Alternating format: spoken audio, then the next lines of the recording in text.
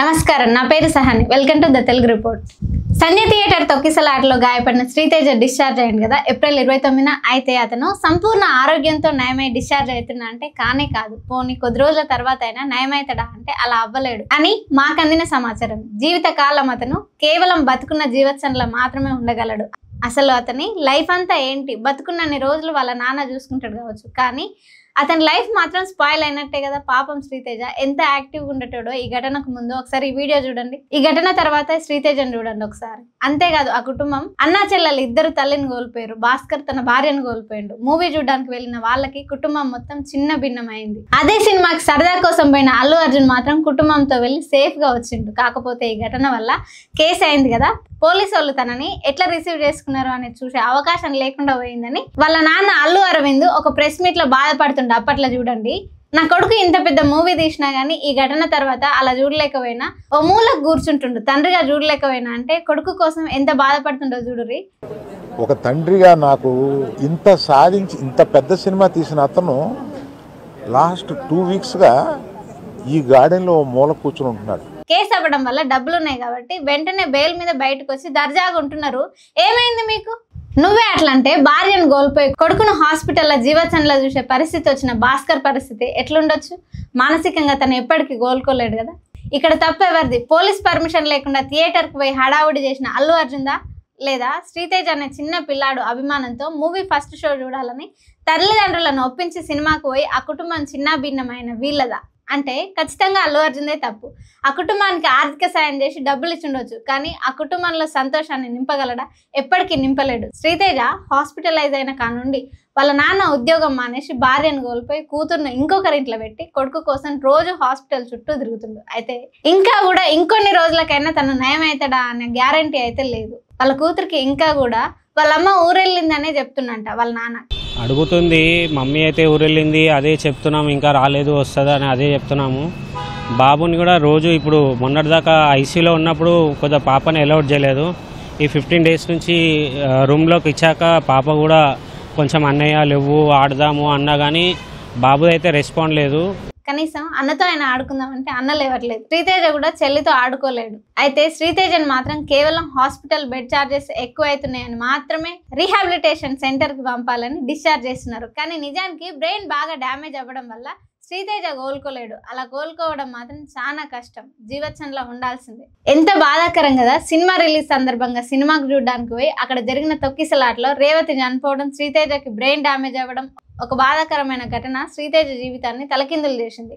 తల్లిని కోల్పోయిండు, తను కూడా కోలుకోవడం కష్టంగా మారింది.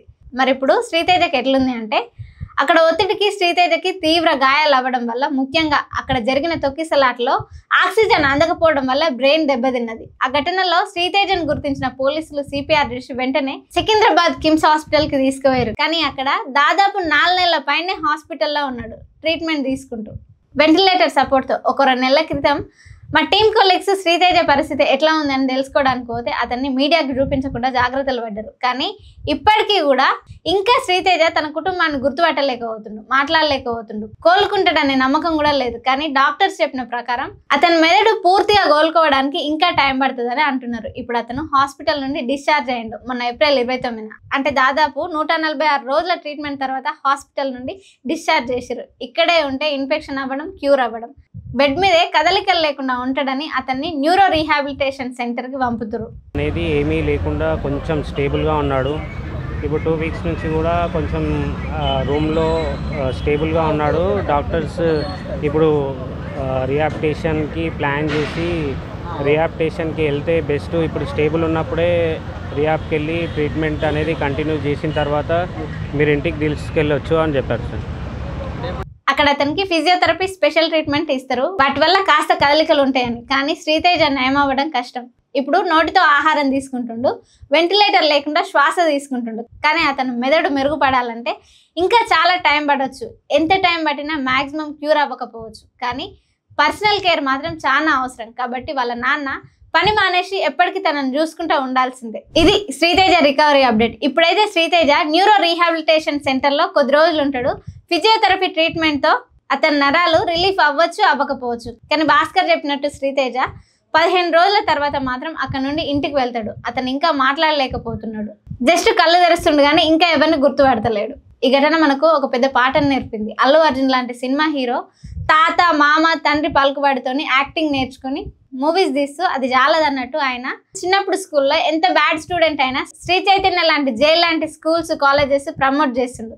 నీట్ అంటే శ్రీ చైతన్య అంటే వాస్తవాలు ఏ మాత్రం తెలుసుకోకుండా పిల్లలు ఎంత ప్రెజర్ కి గురవుతారు అని తెలుసుకోకుండా డబ్బు కోసం యాడ్స్ మూవీస్ అంతేకాకుండా ఇట్లా సరదాల కోసం పోలీస్ పర్మిషన్ లేకుండా థియేటర్ల దగ్గరకు పోయి ఇలా ఫ్యాన్స్ ప్రాణాలతో చెలగాటం ఆడుతూ వాళ్ళు మాత్రం ఎట్లాంటి శిక్ష అనుభవించకుండా డబ్బుతో ఇలా బయట దర్జాగా తిరుగుతున్నారు. కానీ ఈ సంఘటన నుండి మనం మాత్రం ఒకటి నేర్చుకోవాలి. సినిమా థియేటర్స్లో పబ్లిక్ ఈవెంట్స్లో సేఫ్టీ చాలా ముఖ్యం. ఈ సంఘటన ద్వారా మీరేం నేర్చుకున్నారు కమెంట్స్లో చెప్పండి. శ్రీతేజ కోలుకోవాలని మనందరం కోరుకుందాం. మరిన్ని అప్డేట్స్ కోసం వెంటనే మన ఛానల్ని సబ్స్క్రైబ్ చేయండి, మర్చిపోకండి. ఓకేనా? Thank you so much.